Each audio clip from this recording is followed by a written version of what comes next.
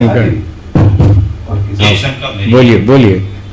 वृक्षों में जीव होता होता है, पर कई आर्य विद्वान इसके बारे में मतभेद रखते हैं। ठीक है, स्वामी दर्शनानंद जी को जब मैंने पढ़ा ठीक है, तो वो वृक्षों में जीव को नहीं, मानते। ठीक है। इसके ऊपर थोड़ा मार्गदर्शन करें। आपके घर में कितने लोग हैं? बच्चे पत्नी मिलाकर 6, 5? क्या पांचों व्यक्तियों के विचार 100% एक जैसे हैं? आपके घर के लोग हैं, खून के रिश्तेदार हैं, उन्हीं के विचार एक जैसे नहीं है। तो स्वामी दर्शनानंद जी और दूसरे लोग जो आर्य समाज के विद्वान हैं, उनके विचार 100% एक जैसे कैसे हो जाएंगे? वो तो एक घर के भी नहीं है। कोई पंजाब से आ रहा है, कोई बंगाल से आ रहा है, कोई हरिद्वार से आ रहा है, कोई बंबई से आ रहा है। सबके परिवार अलग हैं, खान पान अलग है, माता पिता अलग हैं, गुरु अलग हैं, विद्यालय अलग हैं, टीचर अलग हैं। उनके विचार 100% एक जैसे कैसे हो जाएंगे? हो जाएंगे। इसलिए मतभेद होना स्वाभाविक है।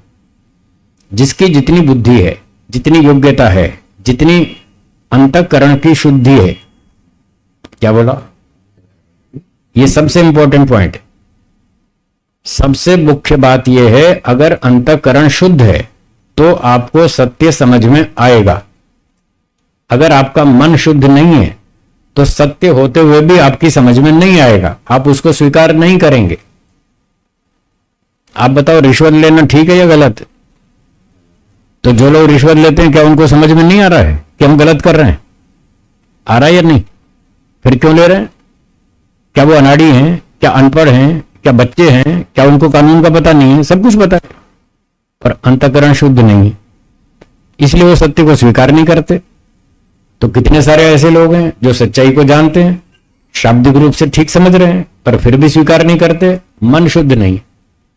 तो कहीं कहीं अविद्या के कारण, कहीं मन की अशुद्धि के कारण, स्वार्थ के कारण, राग द्वेष के कारण, हठ के कारण, अभिमान के कारण, 20 कारण, जिस वजह से व्यक्ति उस सत्य को स्वीकार नहीं करता। और अगर ये सारे दोष ना हो तो सबका उत्तर एक ही होगा, 5 अट्ठे 40। बताओ इसमें किसकी टक्कर है? सारी दुनिया में चले जाओ, 5 अट्ठे 40 सब स्वीकार करते हैं, कोई भी इसमें झगड़ा नहीं है। ठीक है, समझ में आ गया ना जी?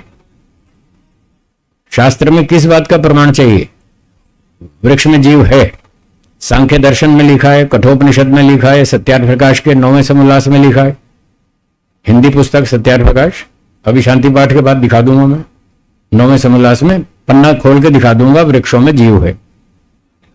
सांख्य दर्शन में 6 प्रकार के शरीर बताए सांख्य दर्शन में, उसमें वृक्ष, वनस्पति, गुल्म, गुच्छ, औषधि, वनस्पति, तृण, विरुद्धादि नाम भोक्तृ भोगायतनत्वम पूर्ववत, ये सूत्र है जिसमें बताया 5वें अध्याय में कि ये सारे तिनके, घास फूस, वृक्ष, वनस्पति, ये सब शरीर हैं। बोलिए बोलिए, मनुष्य प्रकृति में आता है या नहीं? मनुष्य का शरीर आता है।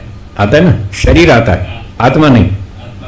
जैसे मनुष्य में 2 चीजें हैं, एक शरीर एक आत्मा, ऐसे वृक्ष में भी 2 चीजें, एक शरीर एक आत्मा। जो वृक्ष का शरीर है वो प्रकृति से बना है, वो जड़ है। जैसे मनुष्य का शरीर प्रकृति से बना है, वो जड़ है, इसमें आत्मा चेतन है। ऐसे वृक्ष में भी आत्मा है, वो चेतन है, और शरीर जड़ है। जैसा मनुष्य प्राणी है, ऐसे वृक्ष भी प्राणी है। हो गया समाधान?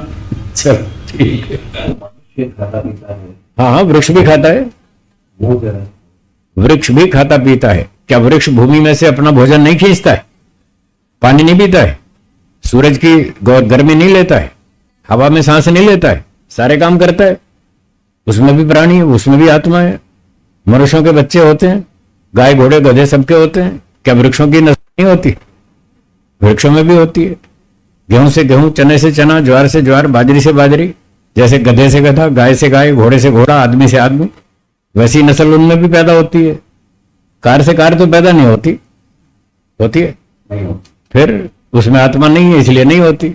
और वृक्षों में होती है, इसलिए सिद्ध होता है उसमें आत्मा है। बोलिए।